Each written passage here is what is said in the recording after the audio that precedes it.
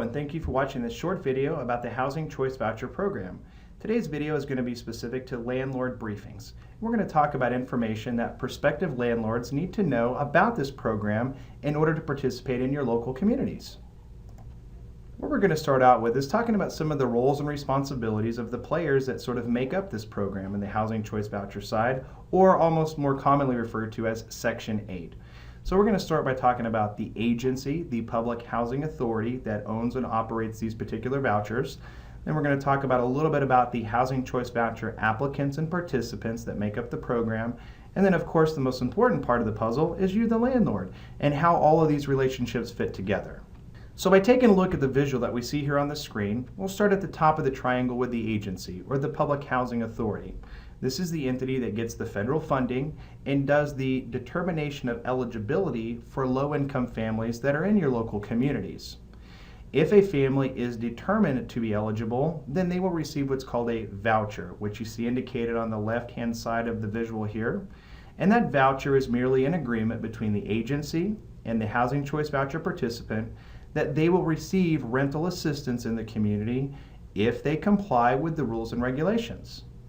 Once that process has been determined, then that individual is going to be sent into the community to interact with individuals like yourself, prospective landlords. And that document that will ultimately be executed between you and the Housing Choice Voucher participant is the lease. The lease itself is a fairly standardized document that most of your apartment or realtor associations will have a standardized model for. And this particular lease is executed between you and the Housing Choice Voucher participant. And then in the third piece of the puzzle, as we see represented on the right-hand side here, we have yourself, the landlord, and the housing authority executing what's called a Housing Assistance Payments Contract, or a HAP contract. And this HAP contract is the main body that really brings this program together. And it's an executed agreement between the agency and the landlord that indicates we are going to financially provide you some rental assistance on behalf of this family at your particular property. We're going to talk about this HAP contract a little bit later in the presentation because it is a major document that really brings all of this together. Now, there are some other documents that really make up this bigger relationship, and some of the documents that are very specific to you, the landlord, as far as what you're filling out and the information that's being evaluated on your properties are what we see identified on the screen here. We're going to address these very quickly and then talk about each document in a little more detail. So the first document you see is called a Request for Tenancy Approval. This is one of the first documents that the Housing Choice Voucher participant gets once they have been deemed eligible. This is also the first document that you are going to be represented with whenever a particular participant is wanting to rent from you and your property. So the Request for Tenancy Approval is the first document that we are going to see and fill out as landlords, and we'll talk about how to do that correctly in just a moment. The next one are the state and landlord tenant laws as well as tenant screening. This is really more of an information perspective that you need to be aware of as a landlord, and what are some of the best practices and resources that you can use to screen prospective participants that are going to be living in your property. Next are the housing quality standards. These inspections are federally regulated criteria that allow the agency to get a little bit of a physical representation of your property to ensure that it is meeting the safe, affordable, and decent housing needs that are being provided in the community to low-income families. Next are reasonable rent determinations. These are the determinations that are made along with the physical evaluation of your property to ensure that the most reasonable rent is being charged to these families and that the government is executing the most responsible disbursement of subsidy payments on behalf of low-income families. And then last but certainly not least is that Housing Assistance Payment Contract. And again, we'll talk about that in detail and what are some of the key items that you need to be aware of within that contract. So the first, this is the most exciting document I think a lot of families show up to your doorstep with, and this is this Request for Tenancy Approval. And this form really does serve two purposes. Number one, it's really to identify you, the property owner, and the property location that is going to be put into question for leasing. The second thing, and by far the most, I'd think, important or critical piece of information, is the utilities that are being provided to the unit and are going to be the financial responsibility of the prospective participant.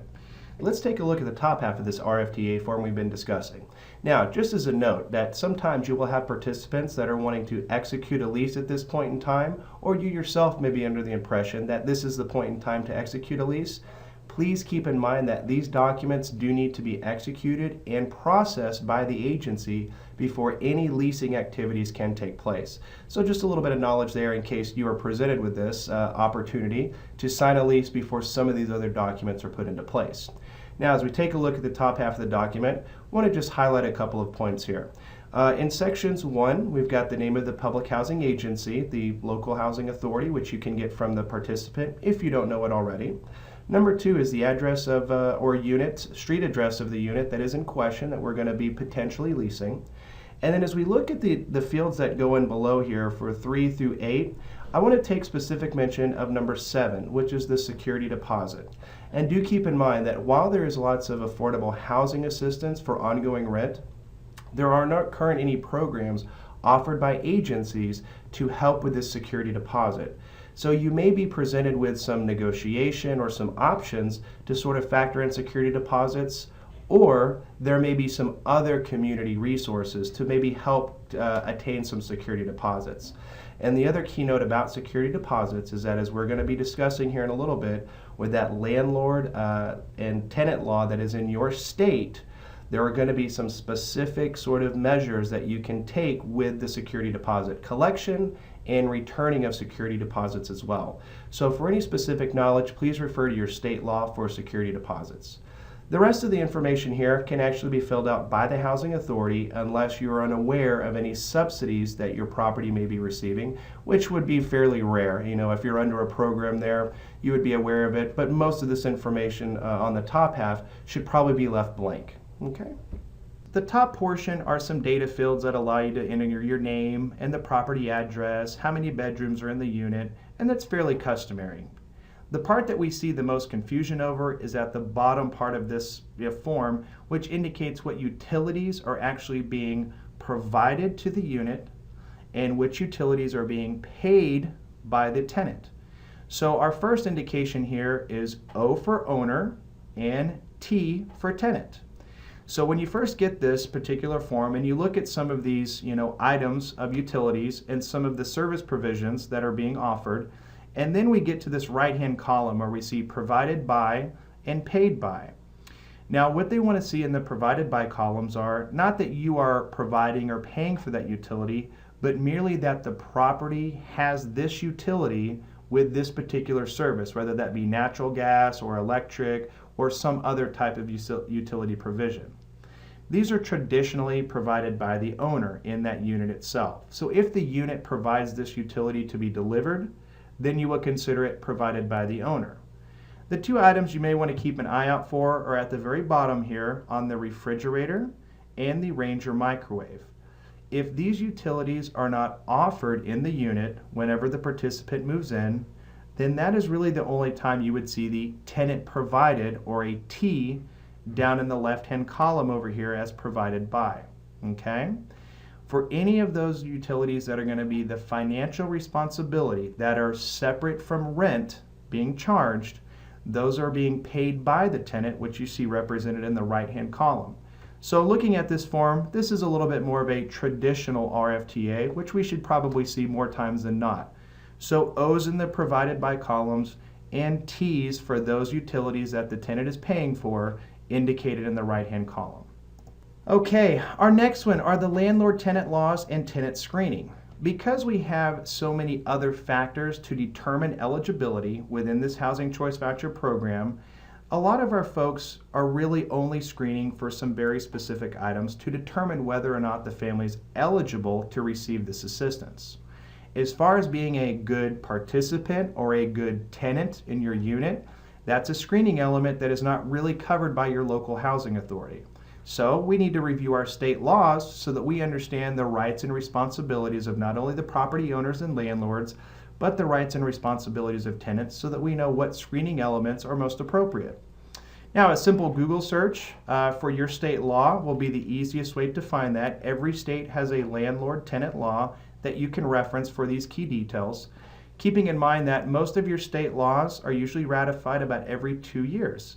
So if you have a particular state law that's come into question, you may want to look at the frequency of the last update to that law and make sure you have the most up-to-date citation.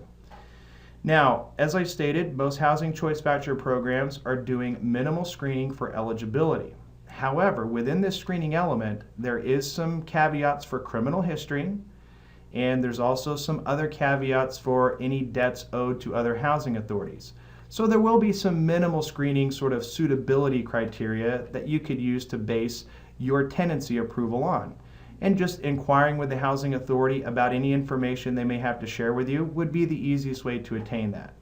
But looking at some alternative sources for screening and suitability is ultimately the responsibility of you, the landlord, to ensure you are allowing the most qualified participants to live in your property. Housing Quality Standards, or HQS, as you most commonly hear it referred to as, and these are regulatory guidelines that have been set forth to ensure that the most safe, decent housing is actually being provided in our local communities.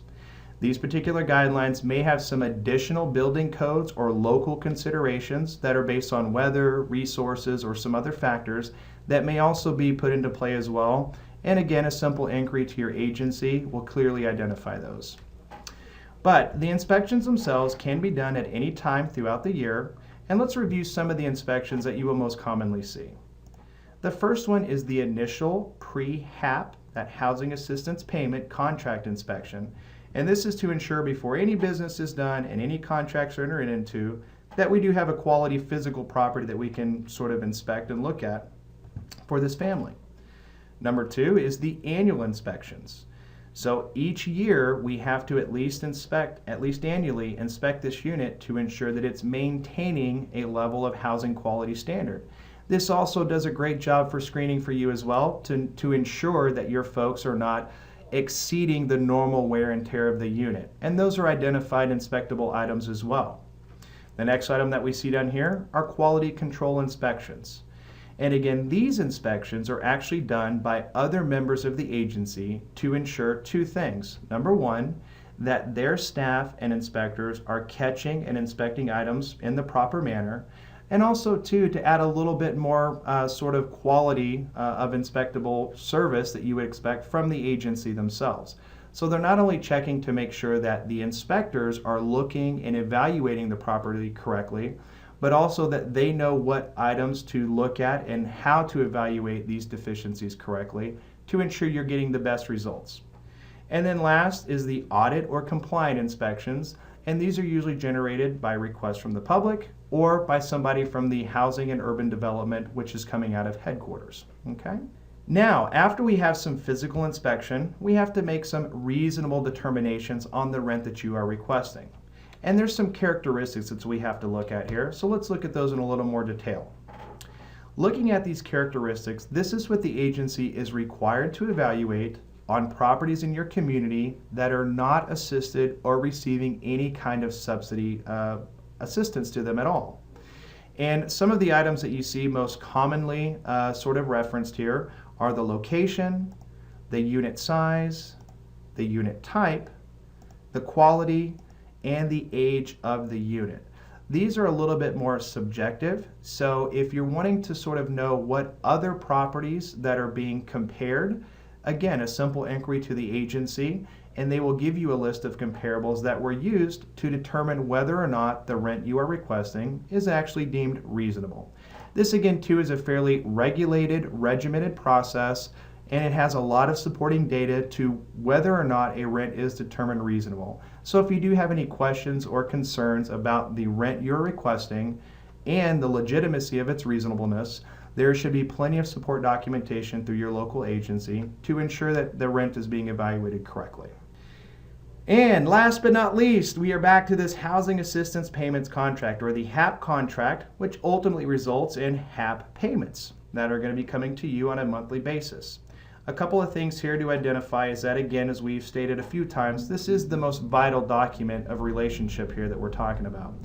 And it does put the requirement not only on you, but the financial obligation on the agency to ensure that those funds that have been, sort of calculated for your assistance are being delivered to you on a monthly basis in a timely manner.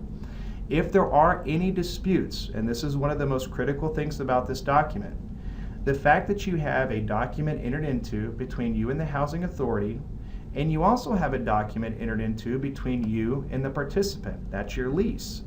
If there are any contradictions, or if there are any issues between these two documents, the HAP contract will supersede. And that term is actually written within the HAP contract itself. So make sure that before you enter this contract to read through it very carefully so that you understand your roles and rights as a property owner and landlord, and then that way you have a much better idea on how to move forward successfully within the Housing Choice Voucher program. A couple of other little items on here is that we do see a lot of common turnover with property, especially investment property, which brings in a lot of landlords participating to this program. If you are under a HAP contract and you do happen to sell your property, please note that the transfer of the HAP contract must be approved by the housing authority before the sale of that property. So just a little thing to keep in mind there, especially if you are an investment property owner and you're wanting to get some participation in your local housing authorities. If you do intend to sell the property, just please note that the HAP contract must be approved by the housing authority before the transfer of that contract can take place. And with that being said, I think our last thing is, okay, great, how can I jump in and participate? Well, it's very easy. There are housing authorities that are set up to administer this assistance all over the country. You can find the ones in your backyard by very simply going to Google or your favorite search engine and typing in HUD PHA contact information. The first search find that you hit should be from HUD.gov, and that will provide a listing of all of the housing authorities in the entire country. By merely giving a phone call to your local agency, you should be invited to one of their local landlord briefings or open houses, and you can learn a little bit more about doing business with the agency in your community. Again, I want to take just a moment to say thank you for watching this short video. It's been my pleasure. My name is Jeremy Spence. I'm a director with the Landlord Company, and I look forward to seeing you in a training in the near future.